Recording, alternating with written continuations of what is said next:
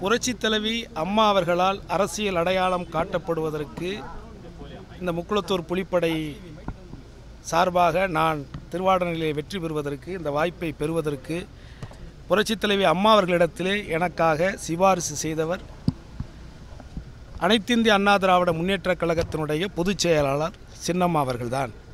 ஆகவே என்னை பொறுத்தவரை அனைத்திந்திய அண்ணா திராவிட முன்னேற்றக் கழகத்தினுடைய பொதுச் செயலாளராக அந்த கட்சியால் நிர்வாகிகளால் அந்த கட்சியினுடைய சட்டமன்ற நாடாளுமன்ற உறுப்பினர்களால் தேர்வு செய்யப்பட்டு புரட்சித் தலைவி அம்மா அவர்களுடைய மறைவுக்கு பிறகாக தமிழகத்தினுடைய 2 முதலமைச்சர்களை உருவாக்கியவரும் இன்றைக்கு இருக்கக்கூடிய பொருளாளர் கழகத்தினுடைய அவைத்தலைவர் முதற்கொண்டு மீனவர் அணியினுடைய செயலாளராக பொறுப்புகளை கொடுத்த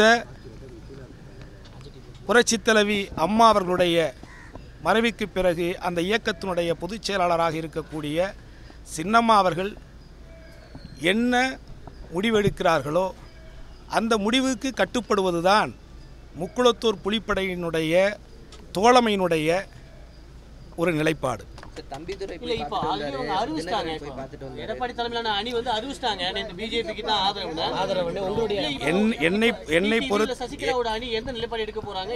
இதில் நான் இது இன்னொரு கட்சி சம்பந்தப்பட்ட விஷயங்கள். அதிலும் குறிப்பாக இந்த அணி அந்த அணி என்று பேசுவதற்கு எனக்கு உரிமை இல்லை. என்னை பொறுத்தவரை இந்த இயக்கத்தினுடைய பொதுச் செயலாளராக இருந்த புரட்சித் தலைவி அம்மா அவர்கள் தான் எனக்கு இந்த அங்கீகாரத்தை எனக்கு வாய்ப்பை கொடுத்தார்கள். இந்த வாய்ப்பை பெறுவதற்கு அன்றைக்கு எனக்கு உறுதுணையாக இருந்தவர்கள் சின்னம்மா அவர்கள். அவருடைய மறைவுக்கு பிறகாக அந்த இயக்கத்தை சார்ந்த அத்தனை நிர்வாகிகளும் சேர்ந்துதான் சின்னம்மா அவர்களை பொதுச் செயலாளராக தேர்ந்தெடுத்திருக்கிறார்கள். அந்த பொதுச் செயலாளர் இந்த தேர்தலில் என்ன முடிவெடுக்கிறார்கள் என்பது எனக்கு தெரியவில்லை. இதுவரை என்னை அவர்கள் சந்திக்கவும் இல்லை, அழைக்கவும் இல்லை. இது விஷயமாக என்னிடத்தில் எந்த கருத்துக்களும் கேட்கவில்லை. அப்படி ஒரு நிலை ஏற்படுகின்ற பட்சத்தில் என்னுடைய விளக்கத்தை நான் நிச்சயமாக உங்களிடத்தில் தெளிவுபடுத்துகிறேன்.